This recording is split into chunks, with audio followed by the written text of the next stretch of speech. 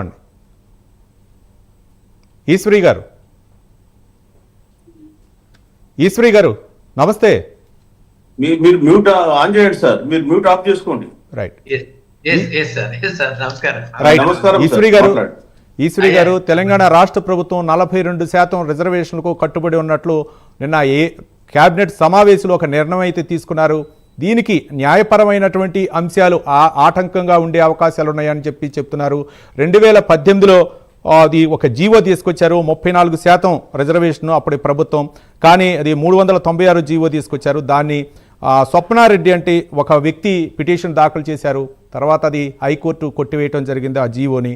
దాంతో రిజర్వేషన్ ఆగిపోయి ఇప్పుడు ప్రభుత్వం మాత్రం ఒక అసెంబ్లీ సమావేశాన్ని ఏర్పాటు చేసి ఒక ఆర్డినెన్స్ తీసుకొస్తామని చెప్పారు. ఇది కేంద్రం పరిధిలోనా లేకపోతే రాష్ట్రం పరిధిలోనా, మిగిలినటువంటి రాష్ట్రాల్లో కూడా విజయవంతంగా రిజర్వేషన్ అమలు అవుతున్నాయి. కానీ ఇక్కడ దీన్ని ఏ కోణంలో చూడొచ్చు? దీనికి ఏమైనా న్యాయపరమైనటువంటి అంశాలు ఎదురయ్యే అవకాశాలు ఉన్నాయనుకోవచ్చా ఈశ్వరి గారు?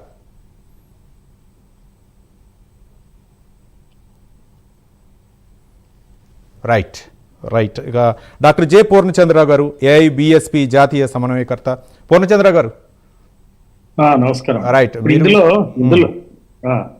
ఇందులో ఒకవేళ ఈశ్వరయ్య గారు వస్తే ఆయన మధ్యలో మాట్లాడిద్దాం. రైట్. సో ఇప్పుడు ఇందులో ఇది పెద్ద ఆశ్చర్యకరమైన విషయం లేదా, బీసీల సమస్యని ఒక ఫుట్బాల్ లాగా ఆడుతున్నారు. అటు బీజేపీ గాని ఇటు ఇక్కడ ఉన్నటువంటి కాంగ్రెస్ ప్రభుత్వం గాని.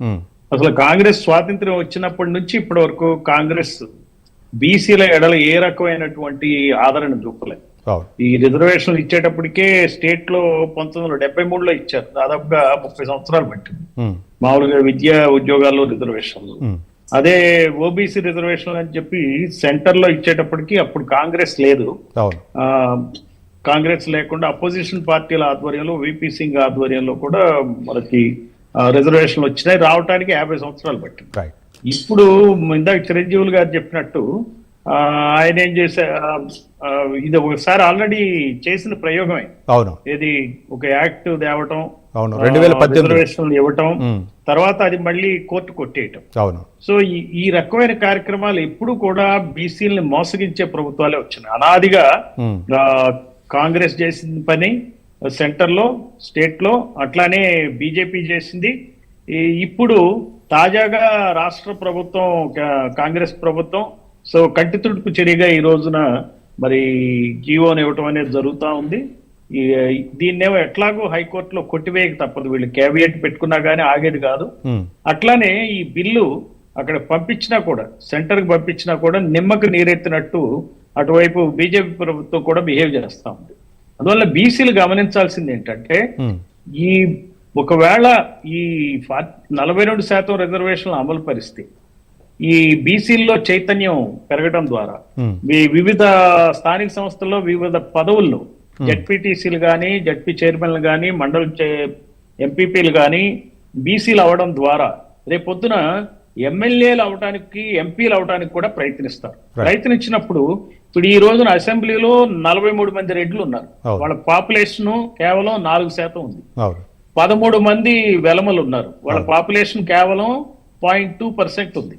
4 కమ్మలు ఉన్నారు, వాళ్ళ పాపులేషన్ కేవలం 0.68 ఉంది.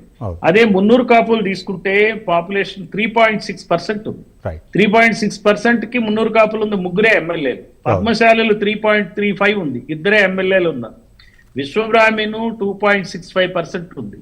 యాదవులు చెప్పక్కర్ల, వాళ్ళ పర్సంటేజ్ దాదాపుగా 5.45. ముదిరాజులు 6.69. అయితే యాదవుల నుంచి 1 ఎమ్మెల్యే, మరి ముదిరాజుల నుంచి 1 ఎమ్మెల్యే. వీళ్ళందరూ కూడా ఈ నంబర్ పెరిగిపోతుంది. ఎప్పుడైతే ఈ పర్సెంట్ పెరుగుతుందో రెడ్ల ప్రాబల్యం పెరిగిపోతుంది. ఇప్పుడు ఇక్కడ ఉన్న కిషన్ రెడ్డి చొరవ తీసుకుని బీజేపీ ప్రభుత్వం తరఫున 9th షెడ్యూల్లో ఆయన దాన్ని యాడ్ చేయడానికి చూడొచ్చు. అట్లానే రామచంద్రరావు ఆయన కొత్తగా ప్రెసిడెంట్ అయ్యాడు. ఆయన కూడా ఈ రోజున రాజకీయంగా బలహీన వర్గానికి చెందినవాడే ఇప్పుడు. ఎందుకంటే బ్రాహ్మిన్స్ కు ఇప్పుడు పెద్ద బలం లేదు, వాళ్ళు కూడా ఈశ్వరం అని 1 ఎమ్మెల్యే అవుతున్నారు. ఆయన కూడా చొరవ తీసుకుని దీని మీద, మరి మోడీకి తెలియంది కాదు, ఇది కేంద్ర ప్రభుత్వానికి సమస్య తెలియంది కాదు. కేంద్ర ప్రభుత్వం నిద్రపోయే వాళ్ళని లేపొచ్చు కానీ నిద్ర నటించే వాళ్ళని ఎట్లా లేపుతాం? అందువల్ల ఏంటంటే బీసీలు అందరూ చైతన్యం కావాలి. ఈ రోజున రోడ్ల మీదకి రావాలి, నిరసన కానీ ప్రదర్శన పూర్ణచంద్ర గారు మిగిలిన చేయాలి. రాష్ట్రాల్లో అమలు అవుతున్నాయి, కానీ ఒక తెలంగాణలో ఎందుకు అమలు అవ్వలేకపోతున్నాయి? ఒక పక్క కేరళలో, తమిళనాడు, ఓన్లీ ఒక తమిళనాడు రాష్ట్రంలోనే అమలవుతున్నాయి, అవును. అన్ని రాష్ట్రాల్లో లేదు. తమిళనాడు రాష్ట్రంలో ఉన్నది ఏంటంటే ఈ బీసీల ప్రభుత్వాలు ఉన్నాయి కాబట్టి పెరియార్ వాదన పుణ్యం అని చెప్పి డిఎంకే తర్వాత ఏడిఎంకే పార్టీలు ఒకటి తర్వాత ఒకటి వచ్చినాయి కాబట్టి వాళ్ళ ఇంట్రెస్ట్ ప్రొటెక్ట్ చేశారు. అవును. సో జయలలిత ఒకవైపు, డిఎంకే ఇంకోవైపు ప్రెషర్ పెట్టి సెంటర్ లో కూడా శరద్ యాదవ్ గారి హయాంలో ఇంకో పక్క కాంశీరామ్ అవును. వీళ్ళందరూ ప్రెషర్ చేయటం వల్ల కొన్ని మార్పులు జరిగినాయి. అవును. బీసీల వైపున కొంచెం గొప్ప మేలు జరిగింది. అవును. జయలలిత పివి నరసింహరావు గారి హయాంలో మరి 50% రిజర్వేషన్ సాధించగలిగింది ఆమె. సో ఆ రకమైన కృతనిశ్చయంతో చేసేటువంటి చీఫ్ మినిస్టర్లు ఇప్పుడు ఈ రాష్ట్రంలో లేరు. Right. అలానే పివి నరసింహరావు లాగా తప్పని పరిస్థితుల్లో చేయాల్సి వస్తది అని చెప్పి చేసేటువంటి ప్రైమ్ మినిస్టర్ కూడా మన దేశంలో లేరు. ఇప్పుడు Right. వీళ్ళిద్దరూ ఆడేటువంటి ఆట ఇది, అటు బీజేపీ ఇటు కాంగ్రెస్ ఆడే ఆట. Right. ఎవరికి వాళ్ళు పాసింగ్ ది బక్, వాళ్ళ చేతిలో చేతులు దులుపుకునే కార్యక్రమం చేస్తున్నారు. కాబట్టి బీసీలు అప్రమత్తంగా ఉండాలి, బీసీలు నిరసన తెలియాలి. Right. బీసీ సంఘాలు తెలంగాణలో బ్రహ్మాండంగా ఉద్యమించి కులగణను సాధించిన నేపథ్యంలో Right. ఈ రోజున మరి రెండు ప్రభుత్వాలకు వ్యతిరేకంగా కూడా ఆందోళనకి రోడ్డు మీద ఎక్కాల్సిన అవసరం అయితే ఉంది. రైట్. చిరంజీవులు గారు, అంటే కాంగ్రెస్ అయితే మాత్రం పక్కా ఓటు బ్యాంక్ కోసమే ఈ నిర్ణయం తీసుకుందని చెప్తున్నారు. మరి ఇది కాంగ్రెస్ పార్టీ కలిసి వచ్చే అంశమేనా, లేకపోతే మిగిలినటువంటి రాజకీయ పార్టీలు కూడా, ఒక పక్క బీఆర్ఎస్, ఒక పక్క బీజేపీ కూడా ఇది కాంగ్రెస్ పై అంటే ఒక వ్యూహాత్మకంగా పక్కా ప్లానింగ్ తోటి వెళ్తుంది కాంగ్రెస్ పార్టీ, రేపు స్థానిక సంస్థల్లో ఎన్నికల్లో లబ్ధి పొందడం కోసం చేస్తున్నటువంటి ప్రయత్నం అని చెప్పేసి ఆరోపిస్తుంది. ఏ విధంగా చూడొచ్చు అంటారు చిరంజీవి? ఏ రాజకీయ పార్టీ అయినా రాజకీయ లబ్ధి పొందాలని కొన్ని పై ఎత్తులు వేస్తూ ఉంటుంది. అందులో తప్పేం లేదు. రాజకీయ పార్టీలు అధికారంలోకి రావాలని కోరుకుంటాయి కాబట్టి ఓకే. కానీ మనం గతంలో ఒకసారి చేతులు కాల్చుకున్నాం ఈ జీవోల